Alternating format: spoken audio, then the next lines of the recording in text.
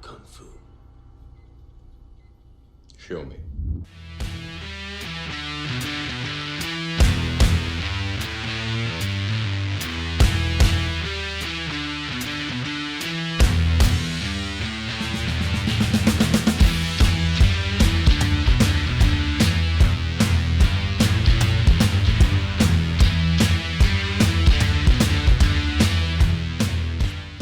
Hello everybody, Martial Arts Film Freak here, and for this special Halloween season, I decided that it was finally time for me to dive in to the Mr. Vampire series.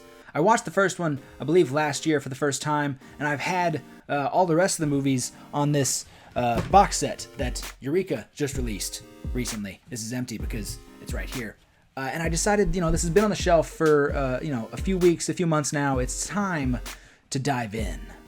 And now that I have dove in, it's time to share some opinions. And how better to share those opinions than by ranking all of the Mr. Vampire movies. So let's not waste any more time. Let's dive in. Let's get into it. Let's go. Let's rank the films of the Mr. Vampire series.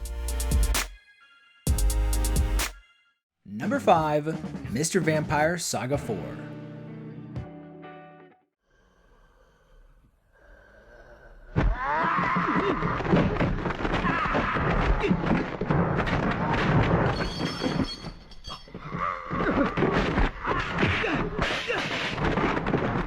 Mr. Vampire Saga 4 is number 5 on this list because it was truly extremely difficult to watch through about the first hour of the movie. I truly can't think of any reason to give it any praise whatsoever. The movie is about two neighbors. One a Taoist, one a Buddhist monk, each with their respective students. The student of the Taoist is played by Chin Kar-lok, which is maybe the only thing to give it props for, at least the first hour, because of course he's going to do some good stuff at some point in this movie. It's Chin Kar-lok. He's amazing. But for that first hour, it's just about how those neighbors don't like each other. And it's just because one's annoying, I guess. I don't know. They don't get along with, their philosophies, of course. But it's the Buddhist has a bunch of rituals he does every day that just annoys the Taoist because it's too loud. They live, literally 5 feet away from each other in 2 houses in the middle of nowhere. Why one of them can't just move 55 feet to the east, I don't know, directions. I wanted to say left. For some reason, the word east came out. But literally the first hour of this movie is just them bickering. It's them not getting along. That's the whole first nearly hour of the movie. Maybe I'm wrong. Maybe it was only 40 minutes. Felt like an hour, and it should not feel that way. But finally, the turn of the movie, a vampire shows up. A vampire is released, and, these two neighbors who don't like each other must now come together, must work together to defeat the vampire, who has also infected 3 other people, created 3 other vampires. There's also a little kid, prince or something, that they've got to take care of because the vampires are also trying to get to this child. That was kind of nice, that they got to protect the kid. But seriously, the turn in this movie was just a complete 180. I hated the first hour of this movie. The final 40 minutes, 30 minutes, whatever it was, just a bright light of gorgeous kung fu and horror and comedy. I loved it. The back and forths and the situations between the Taoist and the Buddhist are suddenly much better just because they actually have to act and they have something else to do other than just be at each other's throats. They now kind of have this disdain for each other but also have to do something else. That kind of helps. And then of course you have Chin Kar-lok and the student of the Buddhist, taking on the vampires kind of themselves while their masters are away. And it's just this incredible flurry of kung fu and acrobatics and horror and comedy and Looney Tune escapades. And I mean that in the most positive light. The Looney Tune goofiness in some of these moments was delightful. Chin Kar-lok's acrobatics and kung fu, his kicks, stunning. I truly adore the ending, the final 30-40 minutes of this movie. If I could re-edit this movie somehow and chop up that beginning hour into 20 to 30 minutes, this movie would be a B plus A minus movie. But then I don't think it would legally classify as a movie. In the state that it's in, though, I don't care for it for the most part until that final 30 minutes is wonderful. That's why it's number 5.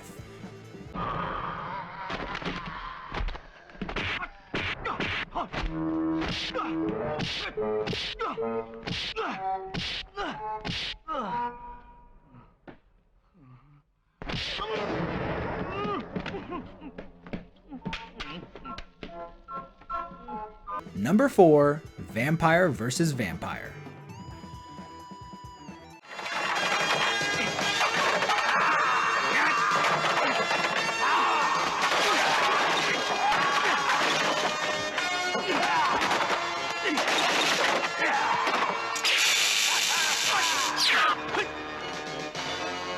Vampire vs. Vampire is not a massive step up from the previous movie, but it takes number 4 because it's not the whole boring first hour of Vampire Saga 4.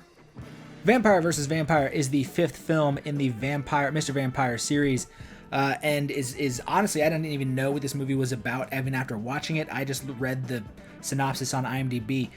So Lam Ching-ying back again from the first 3 movies. He's not in the 4th, and he discovers that like the water source is tampered with. The river is not clean anymore, so he has to go digging. Him and a group of other people go digging for a well. They end up unearthing a vampire that's not the normal kind of vampire. We'll get into that later. And I didn't even realize that that's what was going on. Maybe because I wasn't paying attention, maybe because the first 20-30 minutes of this movie was really boring. As I said, this movie does see the return of Lam Ching-ying as well as Chin Carloc's brother, and returning from the first film, Chin Su-ho. And of course, we love Chin Su-ho. We're always happy to see him, and he does make the first 30-45 minutes of this movie a bit more enjoyable. There is a small B-plot, in which that B-plot does eventually see Chin Su-ho get to do the little bit of kung fu that is in this movie, and that is always welcome because Chin Su-ho is a wonderful martial artist. I absolutely loved those little few moves he did, and I mean little few moves. He did not do very much in this movie, but the little bit he did, oh my god, it was gorgeous. I apologize for my 1970s John Travolta there. My bad. I don't know what was that Christopher Walken? I blanked on his name. One thing I also enjoyed about the finale, at least the A plot of this movie. Again, they earth up a vampire. They unearth a vampire. And as I said, the vampire is a bit different than the vampires they've fought in the past. Stuff popping up on my computer that I need to go away. The vampire that they unearth is no normal vampire. No, it is no Jiangshi that they are used to. This is a Western vampire, a European vampire, a Dracula, as they may say. Dracula scrape with his fangs and lick up the blood. Like this. See? Scrape and lick. And as I remembered that earlier in the film we met some nuns, I thought, oh, your Taoist magic is not going to work on this vampire. You're going to need the power of Jesus. I have the power of God and anime on my side. And even though the nuns helped, I don't think they actually did anything like to help win the fight at the end. Spoiler alert. I'm pretty sure they just drowned the vampire in quicksand. Maybe they did something else and I missed it, but I think that's all they did. This ending, though, extremely abrupt. 2 frogs popped up out of his shoes, and then the frogs pretty much told us that this was the end of the movie. It was weird, but I kind of liked it.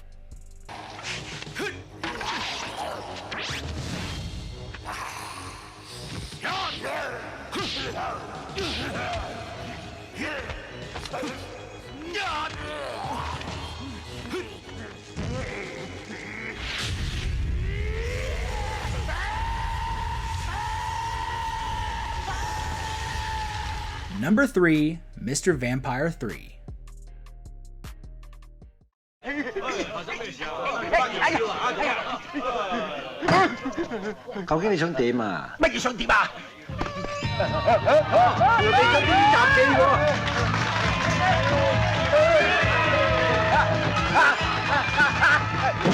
Mr. Vampire 3 is firmly in the middle here because it's better than the other two. It's not as good as the other two. It's just kind of it's okay movie. There's nothing in it that like really blew me away, but I was entertained. I believe this was the first one that really leaned away from being heavily about vampires and just focused on other supernatural beings like ghosts and other things. It was a strange one. At one point, a ghost kept seeing somebody in the form of a chicken. It was weird. Lam Ching-ying, again, back for this one. However, he does not have a good kung fu sidekick in this one as he does in the previous two and number 5. He has a good martial artist sidekick. Even though Lam Ching-ying is a fantastic martial artist in his own right, he always has those sidekicks in the other movies, which is always really fun, really nice. He does not have one, I believe, in this. I don't remember there being one in here. I don't remember this movie having much kung fu almost at all. But then the good inclusion, the inclusion that I liked a lot in this movie was the inclusion of Richard Ung. I liked him a lot. His character comes in as this other sort of Taoist who also understands how to do all the magic and stuff, but he's much less competent at it. And his incompetence juxtaposed to the competence and strength and skill of Lam Ching-ying was a lot of fun. Lam Ching-ying, of course, every ghost or vampire he sees, he strives to take it down. He's a hero like that. But Richard Ung has 2 ghost friends, a man and a child ghost, and he's friends with these ghosts. He likes these ghosts a lot, and he uses these friends, ghosts, to sort of stage fake like exorcisms to make some money. And I like their relationship a lot. His relationship with these ghost friends is a lot of fun, and it's also a lot of fun with the misunderstandings early on in the movie when Lam Ching-ying is like, I have to take down those ghosts, and Richard Ung is like, please don't, they're my friends. That was a lot of fun. I don't remember a whole lot from this movie. One thing I do remember is Richard Ung, I say accidentally, I think he knew what he was doing. Spirits, they trap spirits in these sort of big wine jars that have, special inscriptions on them and stuff. And at one point, a spirit is about to break out from one. So Richard Ung just plunges the jar into a vat of hot oil.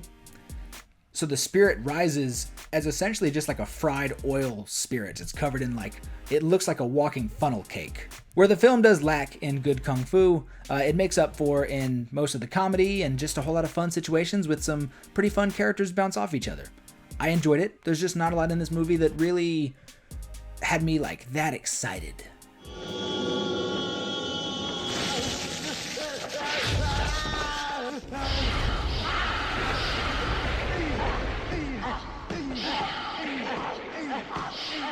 Number 2, Mr. Vampire 2.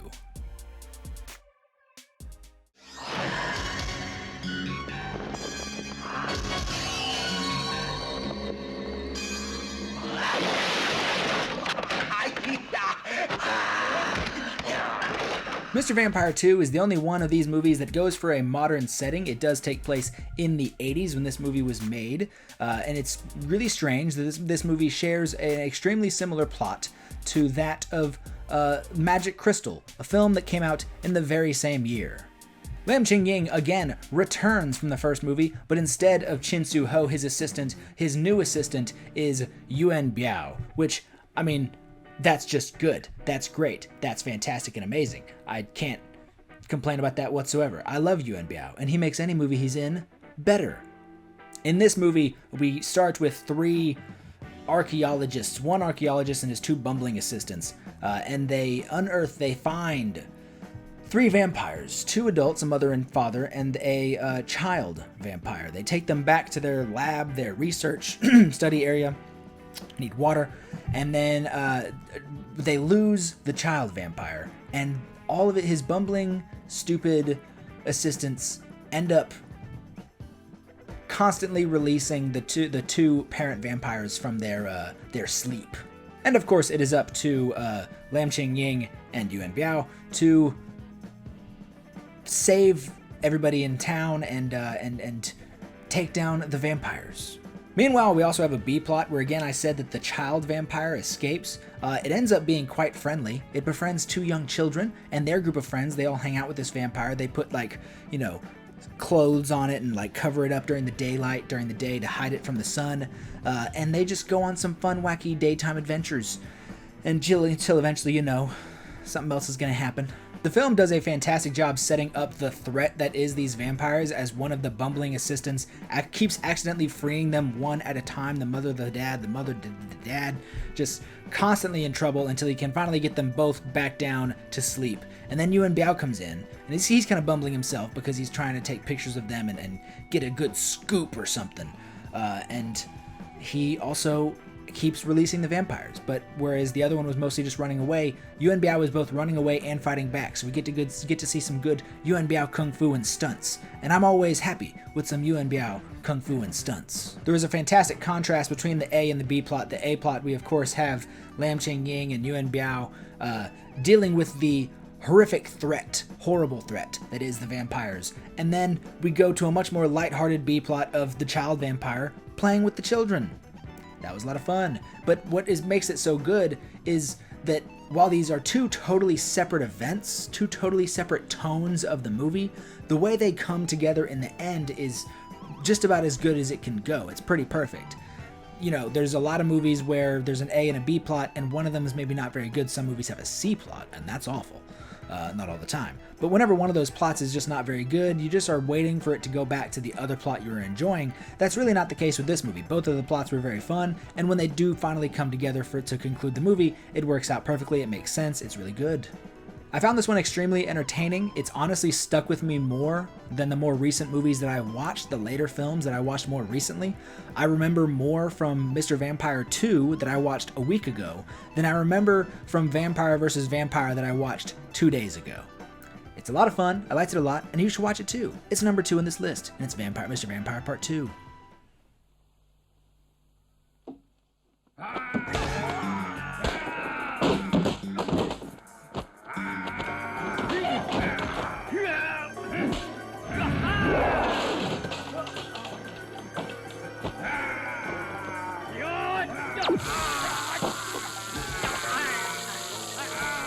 Number 1, Mr. Vampire.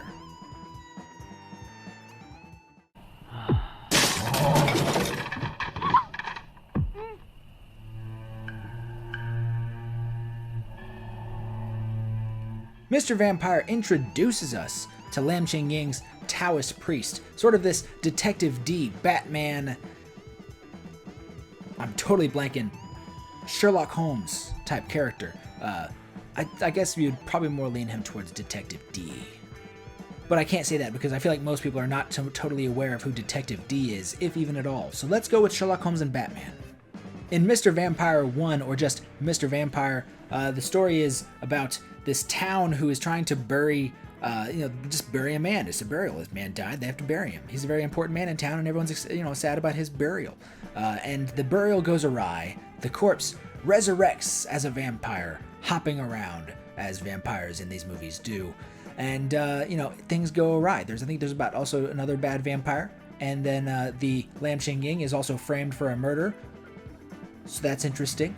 And, our heroes have to take down the vampire and,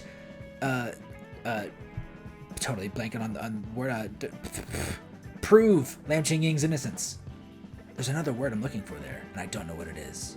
The word I was looking for was exonerate. Did I have to Google it? Yes. But yes, they must also exonerate Lam Ching-ying. Fun movie, I enjoyed this a lot. What puts the first original Mr. Vampire at the top of this list is just that it's up there with Encounters of the Spooky Kind as like just a benchmark, a perfect film for the kung fu horror genre. And that's coming from somebody I know who has not watched every single kung fu horror movie ever. No, I'm sorry, I've never seen The Dead and the Deadly. My bad. But this movie just perfectly blends every single element seamlessly. The horror is pretty scary. The comedy is fun and funny. The action, the kung fu is fantastic. Every single thing about this movie pretty much went perfectly. And those scenes that manage to blend all three of those elements in one, because you have a scary scene, you have a bit of a comedy scene, you have an action scene, but those scenes that do get to blend all of them into one genre spastic scene are wonderful. They're perfect. As I said, Lam Ching-ying and Chin Soo-ho are a wonderful pairing, and Moon Lee's inclusion is always a delight. Something that this movie, the second movie, and to a lesser extent the third movie, do that really put them above 4 and 5 is just one coherent plot. Yes, I know I said there's an A plot and a B plot, but like everything folds together as one. You can't look at Mr. Vampire 4 and say that the beginning and the end are anything near the same movie. They're just not. Whereas Mr. Vampire and 2 and 3, mostly 1, being one coherent plot, Mr. Vampire 1 is just a pretty near perfect movie.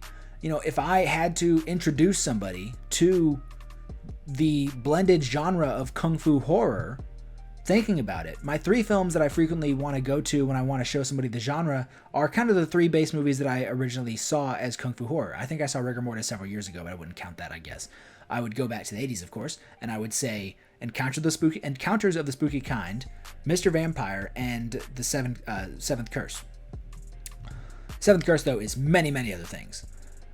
And it really comes down to, would I show somebody Encounters of the Spooky Kind, or would I show somebody Mr. Vampire? And I think that if I were to really show somebody kung fu horror for the first time, I would show them Mr. Vampire. I feel like most people would go the Sammo Hung route and say Encounters of the Spooky Kind, but I feel like as just one perfectly palatable, consistent film, they would have to go to Mr. Vampire.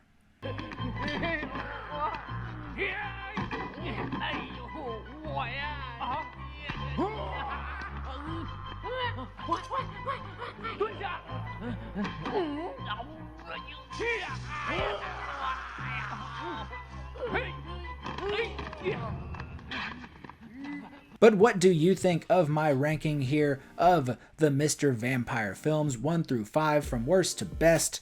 Those are just my thoughts, but I'd love to know yours in the comment section down below. Don't forget to like, share, and subscribe. Head over to Facebook, where there is the Martial Arts Film Freak Facebook page, Instagram, Martial Arts Film Freak, Tristan_Glover_ on the Twitter, and Martial Arts Film Freak on TikTok. Links down below for other things like merch and Patreon. Thank you so much for watching, and have a happy Halloween.